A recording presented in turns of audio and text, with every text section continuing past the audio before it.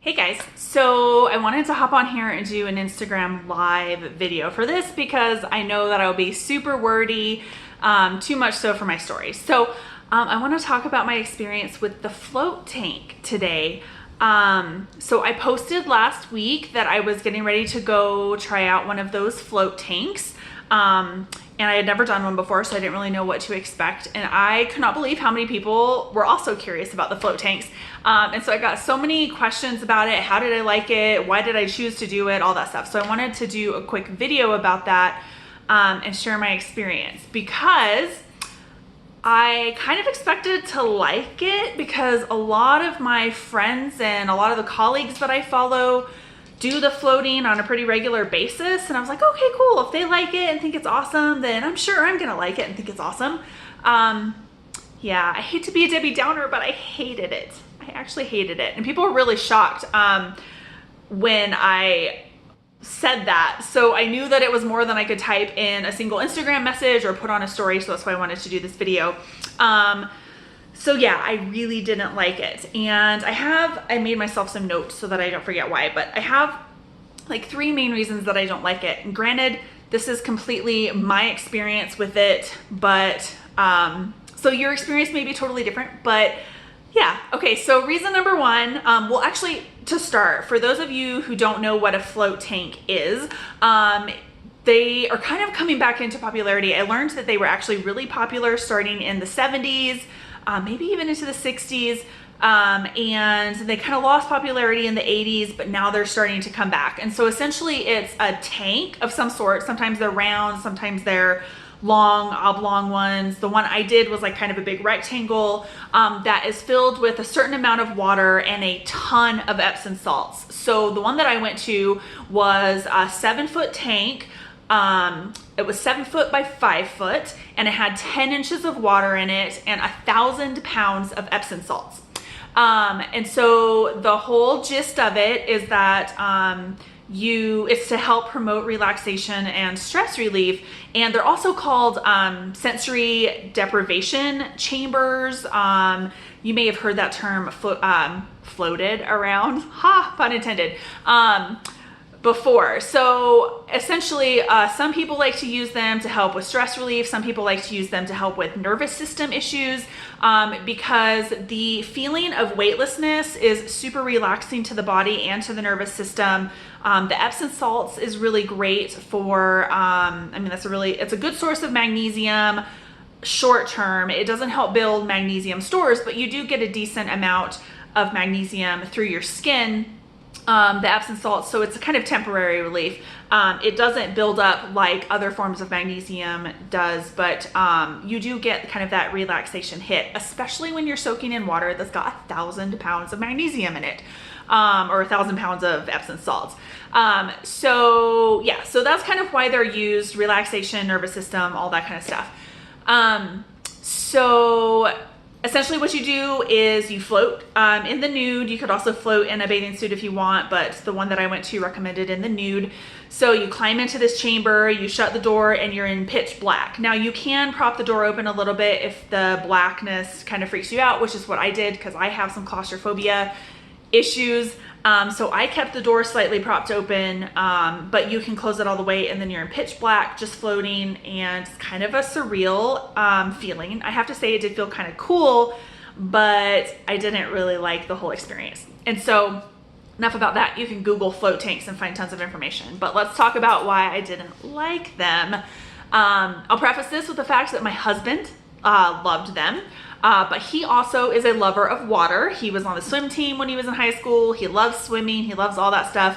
I do not like the water. I don't like swimming. I don't like hot tubs. I don't even like taking baths. I am a shower girl. I hate taking baths.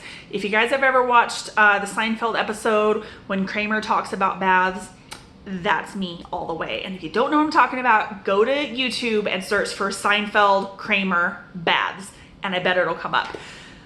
So I should have known that I wasn't going to enjoy this, but I said, what the heck, let's do it. So reason number 1 that I did not like it, it's gross. So for me, I'm kind of a germaphobe. I knew that I was gonna be in the same water that other people were, but it didn't actually hit me that I was floating in the same water that somebody else was floating in, until I actually like went in to do my float and I saw the person that was coming out of it. It was a guy. And I realized, oh, I'm gonna be floating in the same water as this guy. Now, granted, the water is sanitized. There's not a whole lot that can grow in 1,000 pounds of Epsom salt. And they also do use chlorine in the water too. So germ-wise, it's probably pretty clean, but for me, it was just a gross factor that I really could not get over. So that was reason number one. Reason number two was the chlorine. So I am finding the older I get, the more sensitive I am to chemicals. And I'm still like, I'm constantly coming across chemicals that I never used to react to or have any type of reaction to, that all of a sudden I'm reacting to, and chlorine is one of them. Like, I never used to be bothered by chlorines at pools and stuff like that, or hot tubs, but man, the chlorine, and it wasn't even a super strong, overpowering chlorine smell, but it was enough for me to just be like, I can't handle this. I started feeling ill. So I actually got out. I only stayed in the tank for about 30 minutes. We had a full 60 minutes to do the float. I got out at 30 minutes because I was grossed out, and I was also feeling ill from the chlorine. So that was reason number two. Can't handle the smell of the chlorine. I'm not sure if every float facility is going to use chlorine. I am assuming it's probably required by the health department.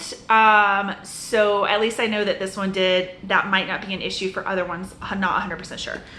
And then the third reason is that even though I used, and this was a reason that didn't really hit me until later that evening, but even though I used the earplugs that they provided, because when you're floating, like, the water's coming up to right about here, so your ears are submerged. So I used the earplugs to keep water from getting in my ears, but that didn't help. And so I had water that got in my ears. I even looked up ear anatomy to see where this water was at, because it's not like, I mean, I can put my finger in my ear and it's completely dry. So this water is actually behind my eardrum somehow. It's still there. And so I went to the float tank on Friday. I'm recording this video on Sunday. I'm still feeling that pressure feeling in my ears. And when I cough or I sneeze or I burp or I hiccup, I have this kind of crunchy sound, like water bubble sound in my ears. Really, really annoying. Yesterday it actually kind of hurt a little bit. Today it's better, but it's still there and I can still feel it, and it's uncomfortable and it's distracting and it's making me really irritable, frankly. I have an appointment with my doctor already on Tuesday. If I'm still having issues, I'm going to talk to her and see if there's anything that I need to be concerned about.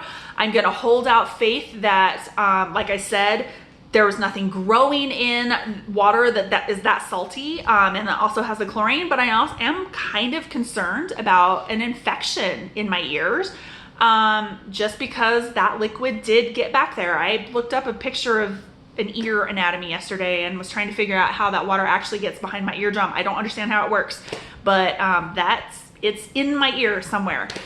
So those are the reasons that I don't like it. I would never do one again. My reasons for not liking it may not actually impact you, but I had so many questions about it that I wanted to do a video, and I figured it was probably easier to do one here than to just do, you know, a series of 50 stories that you have to keep scanning through. So those are the reasons I didn't like it. The grossness factor, the chlorine smell actually made me ill, and now I'm dealing with water in my ears still, and we are at a full 48 hours after being in the float tank. So there you go. Hopefully that answers the questions that I've been getting. I'd love to know your thoughts. Please let me know what your experiences have been with float tanks. Let me know if you have any tips about getting this water to drain out of my ears. Yeah, I would really like to know, because there are so many people that love float tanks. I hate to be a Debbie Downer, but they just didn't work for me. But I would like to know what your experience was. So shoot me a direct message or leave a comment or let me know. And yeah, that's it. I'm gonna wrap up. So I'll talk to you guys again soon. Bye.